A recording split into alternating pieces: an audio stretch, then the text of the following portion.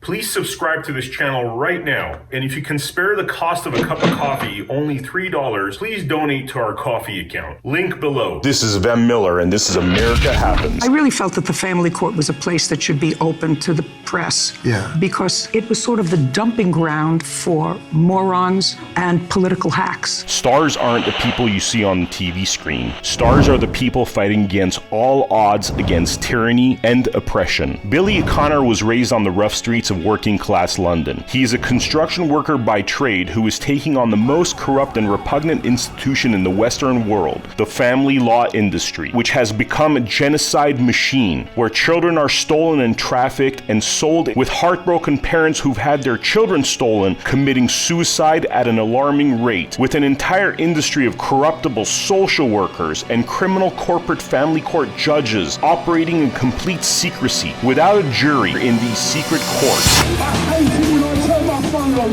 I actually see another parent has lost their life the night before because they can't take what you've done to them. Bridgie Rooney, by all reports, was a great mother that looked after her son with much love and care. But then social workers entered her life, took the child away from her, and so began a 2-year battle for her to win her child back from the family courts. After 2 years of fighting, she was notified that her son would be put up for forced adoption, and soon after, unable to deal with the unbearable pain, she took her own life. It happens on a daily basis. There are people that have their children taken from them for no valid reason. From lies, because there's a large pot of money. Each child that is taken, there's a revenue of £30,000. It's a $60 billion a year industry built upon child abuse, trauma, death, destruction, and the genocide of families and children. You are robbing children from their parents, their right to know their family. That is what you're doing. Every name on this dress is of a child that's been taken by social services for excuses like potential emotional future harm. This idiotic law was created by none other than Tony Blair himself, or somebody who 86% of the UK public disapproves of. So if you suffered domestic violence, they will use your previous domestic violence against you, saying potential future emotional harm. Just as much clout as going to the local card reader and asking them what your future is. What are the forms of corruption? I read the report about myself. Let's just say it didn't look like me, and I lost a lot of sleep over it. It's not just lies, it's the way they twist things. If you've been in care, they will say potential future emotional harm. So what is so wrong with our care system that you come out of care and they re-victimise us and our children? I suffer with PTSD, and the way they twisted that is unreal. Because I was in care, because I had a crappy childhood, you go in, you're going to be a crap parent, you can't parent. Why do you suffer from PTSD? See, my brother died when I was a youngster. I was 13 years of age. They will go to those children now, well, you were removed, so you had trauma, so you can't parent, and it's a forever feeding cycle. They'll use your trauma as a weakness to work their way into your family life. I first learned about Billy O'Connor from videos of him as an activist, setting up his speakers in the most busy and affluent areas in London, England, to report the crimes against humanity happening in these family courts. Can I get some people's attention, please? Because I would like to raise some serious awareness of the heinous crimes that are going on towards families in the UK. Every month, Billy O'Connor and a community of parents who've had their children stolen gather, and they make a march from one side of central London to the other to the Central Family Courthouse, intentionally walking through neighborhoods where the wealthy shop, with a speaker blaring the message about how highly criminal and corrupt the entire family law industry has become. Save our children! Save our children! Open up the family court! Open up the family court! Save our children! Save our children! Stop the corruption! Stop the corruption! Social services are now run by corporate business, and they are stealing our children for billions of pounds a year.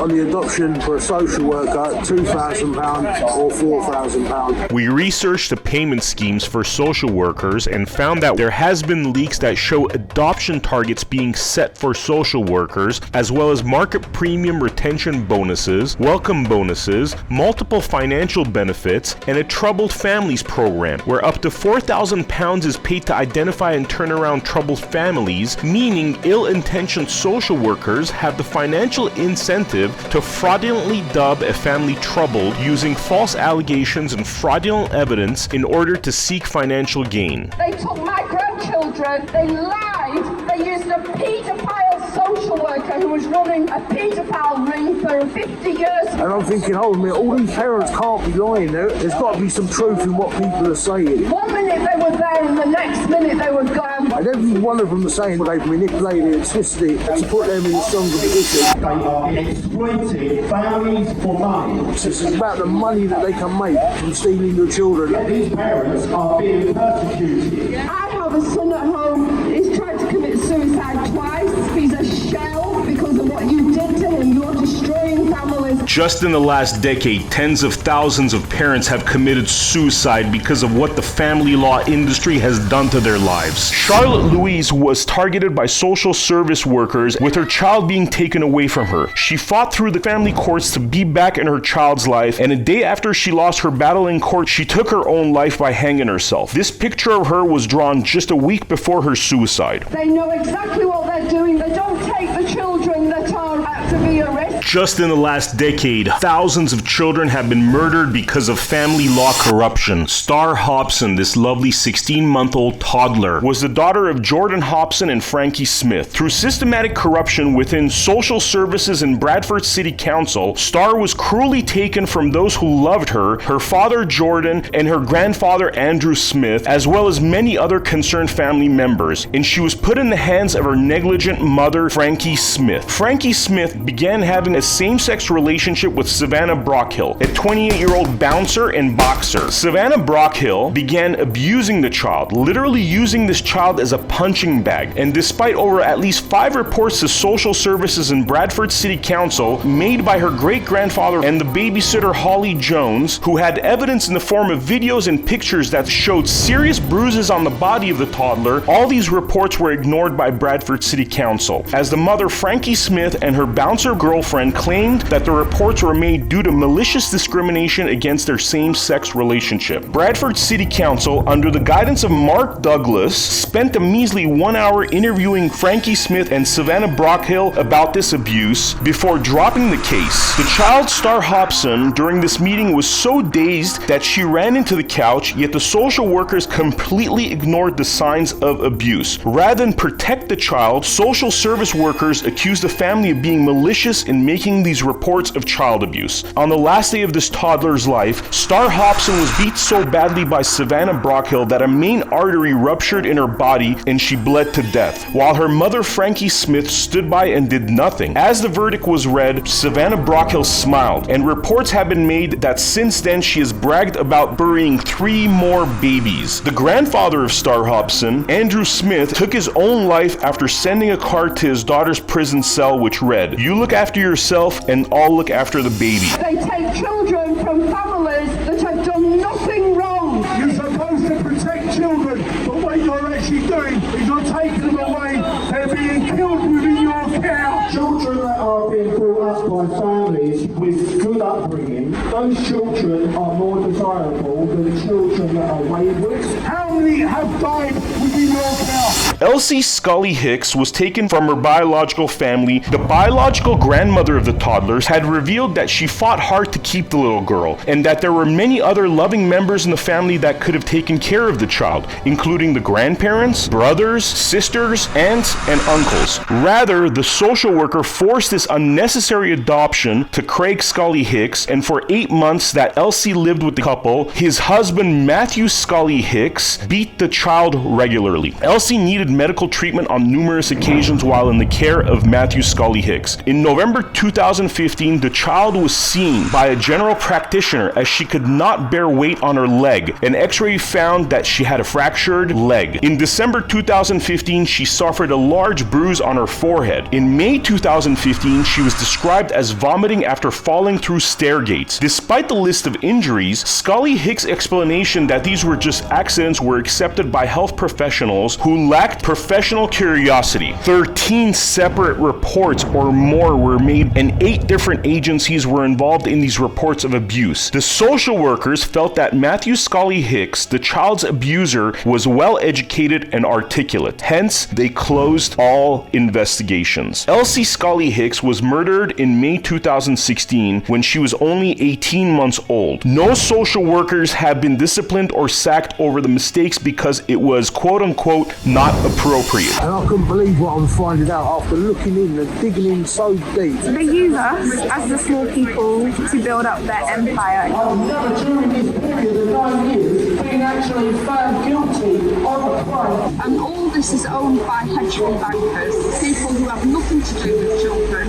It's all about the money. A judicial process that will actually have 12 of your peers sit there. You've got nothing to hide. You turn around and say, I want 12 of my peers to hear what's been going on to my family and me. There's 2 children that have been murdered by family members in the last few weeks. The Home Secretary has stood up in Parliament and made this the excuse for taking more children. Arthur Hughes loved superheroes, watching soccer, and he loved reading. He had an incredible smile and was loved by those who knew him. But his stepmother and father tortured him, beat him, starved him, and deprived this beautiful boy of water while lacing the food with salt to make it uneatable. His grandmother had raised concerns on many occasions about the multiple deep bruises on the child's back. So had the school that Arthur went to. However, social workers did nothing to stop the abuse to Arthur, despite being notified on at least 4 separate occasions about this abuse. Social workers allowed Arthur to be systematically removed from the lives of those who loved and cared for him most, especially his grandmother, who had not seen the child for over a year by the time the child was murdered by his stepmother. The following is some very disturbing audio of Arthur just hours before he was tortured to the point of murder by his stepmother.